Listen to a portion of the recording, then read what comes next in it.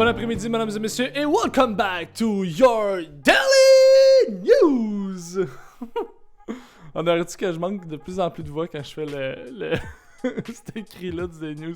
Va peut-être falloir que je pense à changer ça un peu. Là. Hey, on est mardi le 13 août 2019. Deuxième journée de la semaine.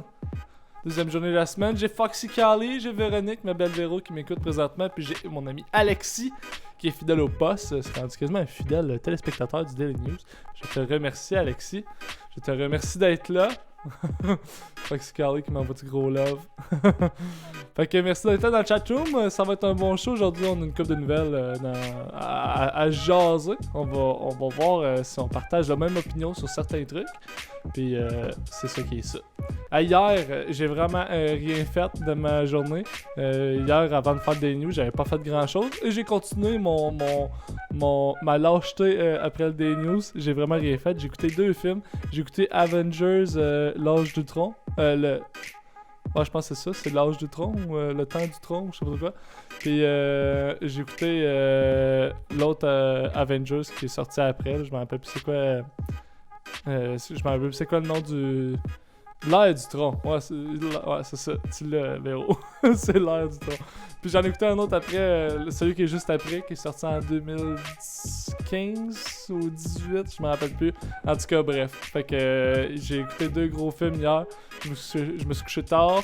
Aujourd'hui, je me suis levé tard. J'étais allé chez mes parents, j'ai lavé mon char. Ça fait, no joke, ça fait comme 4 mois que je veux laver mon char. Puis je repousse tout le temps le projet. Puis merci Guy Loli qui dit que c'est de la merde mon show puis qui m'envoie chier, c'est bien apprécié. Merci d'être là. T'es bien smart. Fait que puis là il me follow. Merci à toi. Fait que c'est ça puis full love. Certain full love. Fait que c'est ça puis là après ça j'ai fait le ménage de mon char, ça faisait tellement longtemps que je voulais le faire. Hey, merci mon cham de me hoster de un viewer, t'es bien smart. Fait que j'ai fait le ménage de mon char, ça faisait un bout que je voulais faire ça, que je repoussais le projet, j'arrêtais pas de repousser ce projet-là. Et finalement, je l'ai fait, là, ça a tout bon, puis tout est rangé, tout est clean, j'ai passé l'aspirateur et tout. Puis là après ça, en après-midi, j'ai fait une sieste, puis j'ai pris une douche. Fait que là, je suis bien réveillé pour le Daily News. Fait que c'est ça qui est ça. C'est ça qui est ça. Sinon, c'est pas mal ça. Hier, c'était la fête à mon ami Yann. Puis j'ai souhaité bonne fête. Puis sinon c'est pas mal ça. Mais je prends ça assez easy peasy. Ma dernière semaine de vacances avant de recommencer à travailler. Je vais avoir de l'énergie pour après ça me donner à fond Léon. Et voilà.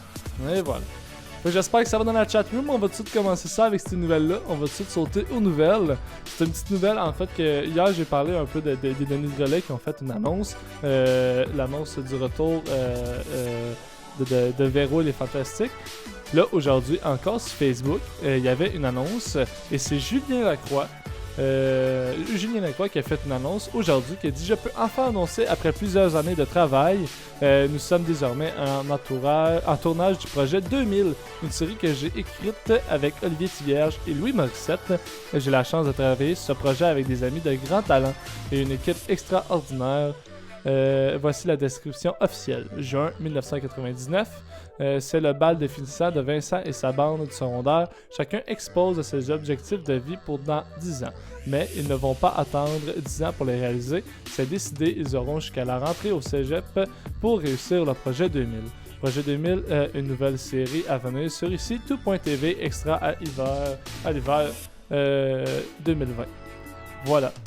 Ça a l'air assez... je trouve que ça a l'air bon, honnêtement. Les projets de Julien Lacroix sont tout le temps bons. Ils sont tout le temps bons. Que ce soit le film qui est réalisé avec... qui est tourné, réalisé, qui a fait le montage avec Adil Bakayde. Ça a été un excellent film en considérant l'argent qu'il y avait pour réaliser ce film-là. Des projets Internet aussi de Julien Lacroix, que ce soit ses capsules web, sont tout le temps bonnes. Fait que je suis sûr que la série web, ça va être un franc succès. Puis pour avoir fait du remplacement dans les écoles, les jeunes adorent Julien Lacroix. Fait que je pense que ça va quand même très bien pogner. Puis ça a l'air d'être comme assez grand public. Fait que je pense que ça va être vraiment intéressant de découvrir cette série-là sur ici tout.tv. Alors c'était la première nouvelle. Je vais juste faire un petit apostropher cette nouvelle-là. Après ça, une nouvelle qui est sortie. Me semble que la musique est forte.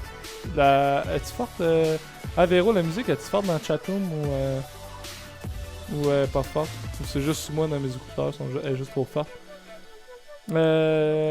Piégé par un convoyeur, un ado de 13 ans victime d'un grave accident de travail. Son bras et sa main auraient été entraînés par la courroie de l'appareil. Sacrifice.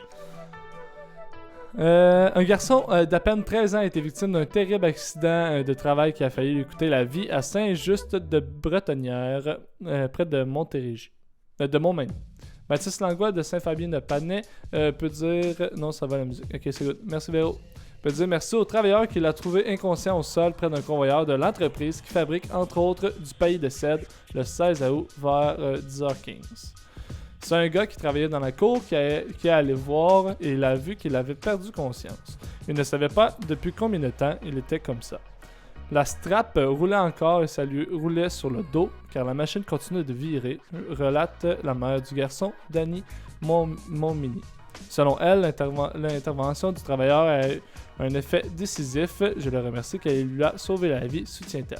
Le jeune de 13 ans, qui mesure 5 pieds 8 pouces et pèse plus de 150 livres, avait été engagé pour faire le ménage et différents travaux dans la cour extérieure de chez Barbodec, selon sa mère. Il s'agissait de son premier emploi. Un enfant de moins de 14 ans peut travailler avec le consentement parental.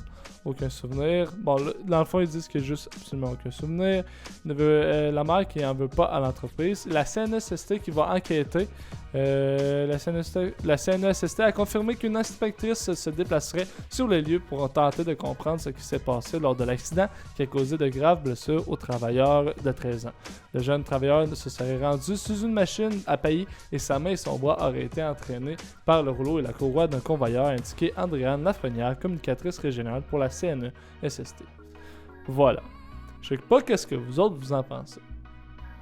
Dans le chatroom, Véro, Alexis, mon nouveau follow Twitch, Gulolil. Je sais pas qu'est-ce que vous en pensez, mais honnêtement, moi je trouve que ça a pas vraiment... Tu sais, oui, j'ai pas d'enfant, mais je pense pas que je laisserais mon enfant à 13 ans travailler dans une entreprise.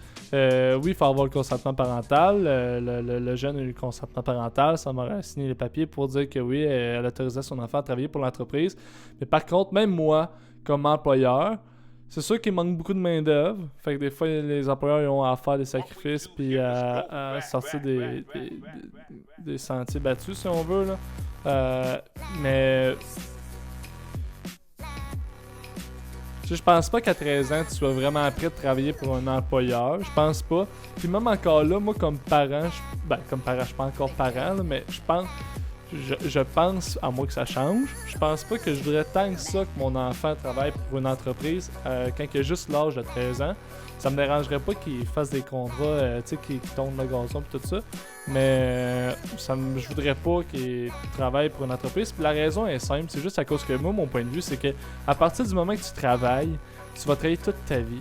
Puis quand t'es enfant, là, fais juste profiter du fait que tu as tes fins de semaine libres, puis tu vas profiter de tes fins de semaine avec tes amis, sors avec tes amis, joue à l'ordi ou n'importe. Mais t'as juste 13 ans, fait que profite du temps que t'as, pas te casser la tête, avoir tes vendredis off, tes samedis off, tes dimanches off. Fait que... Mais en même temps, le jeune avait le consentement parental, faisait juste du ménage, mais il reste qu'il y avait des machines qui étaient là, qui étaient dangereuses pour la sécurité du jeune. Fait que, puis à cet âge-là, des fois, on n'est pas tout le temps alerte à ces machines-là. Fait que, est-ce que ça a été une bonne idée? Je sais pas. Mon point de vue, c'est que je penserais pas. Mais bref, c'est ça qui est ça. Il est arrivé cet incident-là. Le jeune, par exemple, est correct. C'est juste que là, ils vont enquêter. La CNESST va enquêter pour savoir c'est quoi la raison de l'incident. Parce que le jeune, il se rappelle absolument il se rappelle absolument de rien. Il sait pas comment il a fait ça. Fait que les autres, ils vont tenter de découvrir comment que cet incident-là est arrivé pour pouvoir régler le tout par la suite. Et voilà. Et voilà. Troisième nouvelle, de l'héroïne mauve aurait causé la mort d'un homme à Québec. On est rendu avec toutes sortes de drogues au Québec. Un homme retrouvé mort dans son appartement le 2 août dernier aurait fait une surdose d'héroïne mauve. La SPVQ, la Sécurité publique de la Ville de Québec, met les consommateurs en garde contre cette drogue dangereuse qui n'avait pas jusqu'ici été signalée à Québec. L'héroïne, appelée Purp ou Purple, aurait l'aspect d'une poudre granuleuse de couleur mauve. Cette drogue coupée au fentanyl et sacrifice au fentanyl ou même au carfentanyl. Ça, je sais pas c'est quoi du carfentanyl, par exemple. Serait très dangereuse pour les consommateurs en raison d'un risque élevé de surdose. On voit une photo ici que du service de police de la Ville de Québec qui ont partagé sur leur compte Twitter. On voit ici la drogue. En fait, c'est vraiment mauve. C'est un mauve foncé. Lors de l'enquête sur l'overdose du 12 août dernier, 2 sachets de cette drogue avaient été récupérés sur le corps de la victime selon la police de Québec. Ce serait la première fois que cette drogue est signalée sur son territoire. Vers 13h, les policiers avaient découvert la victime, un homme de 26 ans, dans un appartement de la rue Crémazie-Ouest, dans le quartier Montcalm. La naloxone, l'antidote aux surdoses d'opiacés transporté dans le véhicule de patrouille, n'avait pas été utilisé pour tenter de sauver la victime. L'enquête se poursuit dans cette affaire qui est considérée comme un cas de mort suspect. Blablabla. Avertissement, la direction de la santé publique avait aussi reçu un signalement de surdose causée par l'héroïne mauve, mais n'avait pu aller plus loin dans son analyse. Fait que ça l'avait. Fait qu'une nouvelle drogue à Québec. Fait que une drogue qui aurait possiblement causé la... Ben c'est ça qu'ils disent? Comment qu'ils disent ça? Juste pour pas que j'invente des affaires. Aurait causé la mort. Fait que c'est pas encore sûr, mais c'est possible que l'héroïne mauve aurait causé la mort d'un homme à Québec le 2 août passé. Alors, c'est ça qui est ça. Une nouvelle drogue qui est arrivée à Québec. Je sais pas si elle est à Montréal. Sûrement que si c'est à Québec, c'est que c'est déjà à Montréal. Mais bref. Prendre de la drogue, c'est mal. On prend pas de la drogue. Je voulais juste faire un petit survol là-dessus. Et la dernière nouvelle, mais non la moindre. Vous en avez peut-être pas entendu parler. Mais c'est une nouvelle qui est apparue tantôt. Je trouvais ça fort intéressant d'en parler. Alors, ça va comme suit. C'est une nouvelle, c'est une idée que Bill Gates veut apporter. Une idée un peu folle de Bill Gates pour réduire le réchauffement climatique. On va regarder la vidéo. Je sais même pas. Je vais être bien honnête avec vous autres. Je sais même pas si la vidéo a relate ce qui est écrit dans l'article. Mais je vais baisser la musique du Day News puis on va vite la découvrir. On va vite découvrir ça. Alors, ça va comme ci.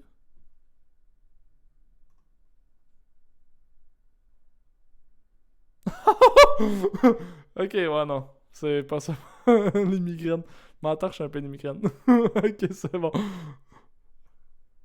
J'ai bien fait de dire que j'étais pas sûr, hein, parce que ça avait juste pas rapport. On va juste remettre la musique. On va lire l'article. Bon, fait que... coudonc, la musique. Alright. Alors, ça va comme suit. Je vais mettre ça sur pause, je m'entorche. Merci. Le réchauffement climatique est un problème de taille qui nous impacte tous. Les scientifiques de l'université de Harvard ont développé un système pour empêcher les rayons de soleil de réchauffer la planète. Financé par Bill Gates, cette méthode est controversée et pourrait s'avérer dangereuse. De la poussière dans la stratosphère. L'idée peut paraître folle, mais c'est en répandant des tonnes de poussière dans la stratosphère que les scientifiques d'Harvard veulent procéder. Pour ce faire, les tonnes de poussière seraient hissées vers la stratosphère à l'aide de ballons d'altitude. Une fois les particules de poussière répandues, elles réfléchiront une partie des rayons du soleil, réduisant ainsi la chaleur de la planète. Oh! Le premier test en suspens. Un premier test nommé Stratospheric Control Perturbation Experiment d'un coût de 3 millions de dollars devait amener 2 kg de poussière de carbone de calcium dans l'atmosphère au-dessus du désert du Nouveau-Mexique. Mais le test n'a toujours pas eu lieu à cause de remises en question sur les potentiels effets secondaires et réactions en chaîne que cela pourrait produire. L'impact sur le climat. Bien que capable de créer un environnement parfait et protégé du réchauffement climatique, il ne s'agit que d'un endroit précis. En effet, d'après des scientifiques, répandre de la poussière dans notre stratosphère pourrait endommager la couche d'ozone, nous protégeant de radiations ultraviolettes causant cancer et modification de l'ADN humain. Si ce n'était pas suffisant, des climatologues mettent en garde sur l'impact que cela pourrait avoir sur les courants marins et la météo. Et Seigneur, si ça a des impacts sur le courant marin, c'est la fin. La planète là, est ultra sensible. Un parfait environnement créerait le chaos à un autre endroit de la Terre. Un des scientifiques du Scopex affirme qu'avec une répartition égale de la poussière sur la planète, les risques de catastrophes naturelles devraient être faibles. Souhaitons-nous prendre le risque? La question mérite d'être posée. Alors, je sais pas ce que vous en pensez. L'idée a de l'air assez intelligente. Moi, ce qui m'épate, c'est à quel point que ce monde-là sont capables de penser à ça. Tu sais, quand nous autres, en tout cas, moi, je suis à milieu d'être capable de raisonner de même, là, ou d'arriver avec une idée intelligente. Ce qui est le fun, c'est qu'au moins, ils prennent le lead pour régler le problème, justement, des problèmes climatiques au niveau mondial. Fait que ça va rester à voir ce que ça va donner. Il y en a beaucoup qui sont sceptiques. Honnêtement, rien ne se perd, rien ne se crée, tout se transforme. Fait que ça reste à voir, ça va se transformer en quoi.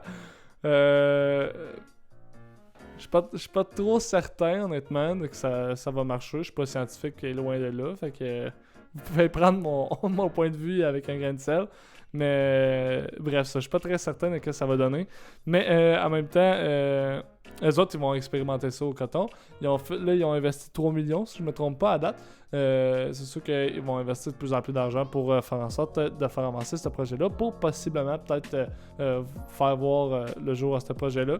C'est sûr qu'il n'y aura pas juste Bill Gates et quelques scientifiques. Si avant de lancer ce projet-là, il va y avoir une couple de scientifiques de plusieurs pays qui vont travailler là-dessus, parce que ça pourrait être un enjeu mondial. Fait que c'est sûr qu'ils vont travailler là-dessus sérieusement, mais pour l'instant, ça s'avère être une possibilité. Ils vont travailler de plus en plus là-dessus, puis peut-être éventuellement, on va voir le jour de cette idée-là. On va peut-être voir le jour de cette idée-là. Fait que, grosso modo, c'est ça. Ça a été un petit show un petit peu plus short que d'habitude. Mais bref, je pense que ça a été tout autant intéressant. Fait que je vous remercie d'avoir écouté le Daily News pour le monde de YouTube. Alors je vous remercie, on va se revoir demain à 17h comme d'habitude, mercredi demain 17h, on va être en plein milieu de semaine. Fait que sur ce, je vous dis rien qu'une chose et c'est ciao bye. Ah salut, c'est encore moi, je sais que le Daily News est terminé, je vais juste prendre quelques instants pour te remercier d'avoir écouté le show d'aujourd'hui. Puis si jamais tu veux écouter de plus en plus de mes projets que je fais, tu as juste aller sur YouTube pour voir mes vlogs, mes documentaires. Si jamais tu veux participer au show du Daily News, parce que oui, tu peux participer au show du Daily News, tu as juste à m'écouter live sur Twitch. Si tu veux m'encourager dans mes projets, que ce soit en me donnant un petit peu d'argent, c'est-à-dire 2$, 4$, 8$, tu as juste à aller sur Patreon. Puis si tu veux me voir comme une Instababe, tu as juste à me suivre sur Instagram. Allez, merci tout le monde, on se revoit pour un prochain épisode du Daily News. À la prochaine et ciao bye!